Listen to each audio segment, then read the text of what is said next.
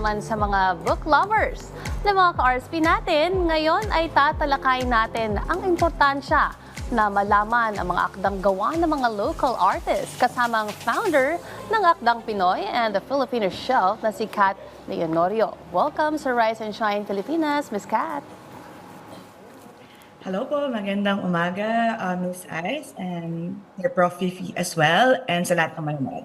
Alright, kwentuhan niyo po kami kung paano nagsimula yung inyong Akdang Pinoy, no? And of course, marami for sure ang umabang dito, marami ang gustong nanood dito. Tell us more about this. So, ang Akdang Pinoy po is started in 2024. Ito ay advokasya ng mga Pilipinong mamabasa online. Basically sa Instagram, TikTok, Facebook, ganyan. And ito ay ginawa talaga para mag-celebrate o magdiwang ng buwan ng wika at buwan ng mga Akdang Pinoy, which is every August. So, yun po yung pinaka-layunin nito. It started with a readathon. A readathon is ginagawa po siya ng mga online readers kung saan nagbibigay kami ng prompts or challenges for the readers so that they could join or they could celebrate and highlight Filipino literature with us. Ms. Kat, ngayon ipinagdiriwang nga natin yung buwan ng wika. Gaano kahalaga na mabigyang pansin ang mga Pilipinong manunulat? Para po sa akin, siguro sobrang halaga nito at dun sa komunidad po na meron kami.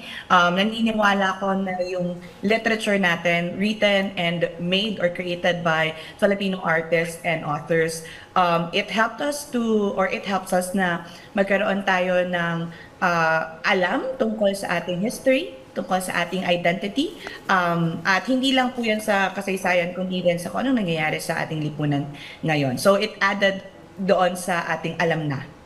Or Ms. Kat, anong genre ng mga libro ang madalas ninyong talakayin at binibigyan niyo rin po ba ng tuon ng pansin ang panitikang Pilipino? Yes po. Actually, magugulat po kayo sa lawak ng genres or themes na sakop ng panitikang Pilipino. Usually kasi ang alam natin pagka Filipino literature, nababasa lang natin yan kapag required reading or yung mga binabasa natin sa eskwelahan. Pero once you really get to know into it, like once you really get deeper into Filipino lit, sobrang daming genres. Hindi lang siya historical, hindi lang siya literary, but there are also a lot of genres that can be found in Filipino lit. Like for example, romance, contemporary, young adult, middle grade, children's book. So, sobrang lawak po ng sakop ng Philippine Lit. And kailangan lang talaga nating maghanap. Kailangan lang nating magsaliksik, kumbaga nga naman. Alam mo, pag may book fair sa school ng daughter ko, yung una kong sinasabi sa kanya, can you search for a Filipino book that you like? Diba? Para, Yes, kasi which is mga kabataan ngayon, ang hirap-hirap na nila magtagalog. Puro English yung napapanood. English yung mga nakakasalamuha. So, mabilis matutunan Pero yung yung anak English. mo, kumusta naman? Actually, pag nakasama siya Pareho silang Tagalog. nag-Filipino. I'm so Galing, proud. I love it. Oo. Ms. Kat, sino-sino po naman ang pwedeng sumali rito? At ano-ano ang mga aktibidad ang karaniwan ninyong ginagawa?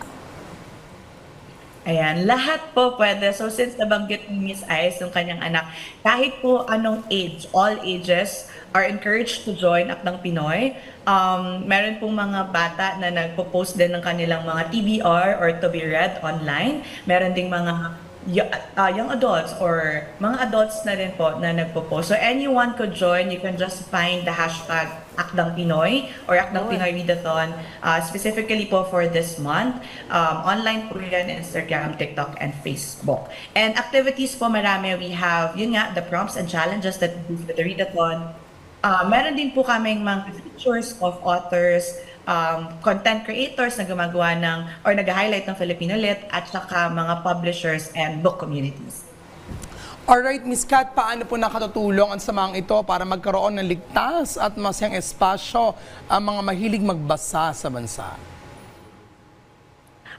I think yung mga ganitong komunidad po, or lalo na po sa online space, because not everyone can access yung mga nangyayaring events. Nabanggit kanina ni Ms. Ice, may mga book fairs talaga tayo sa Pilipinas, and hindi lahat ng tao, hindi lahat ng Pilipino nakaka-access dito sa mga book fairs na to. And kasi kadalasan, they are centered in Metro Manila or in Luzon, but with online activities like this or online communities like this, it makes everyone, parang maging included lahat ng tao, kahit nasa ang parte man sila ng Pilipinas or kahit mga Pilipino nagbabasa abroad. So I think this is a very important movement. The community is doing a good job or a good work in promoting Filipino Lit, and not just that, but also promoting reading, even most especially in younger generation. So I hope yun po yung nagagawa ng Akdang Pinoy sa mga Pilipinong mambabasa.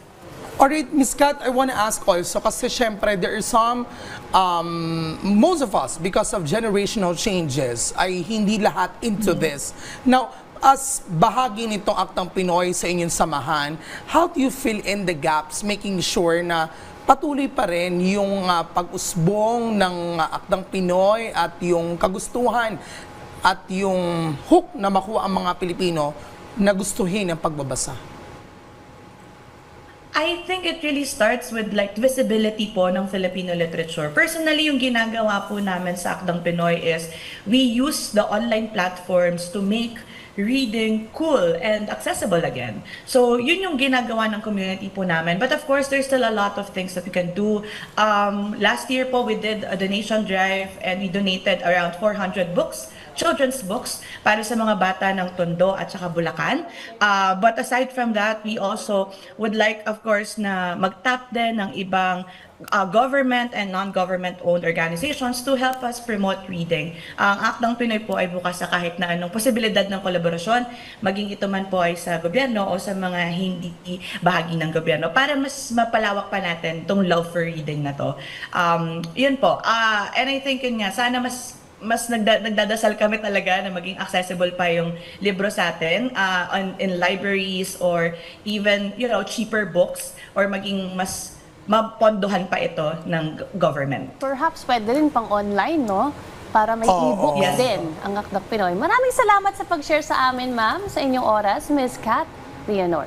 Thank you so much. Thank you po.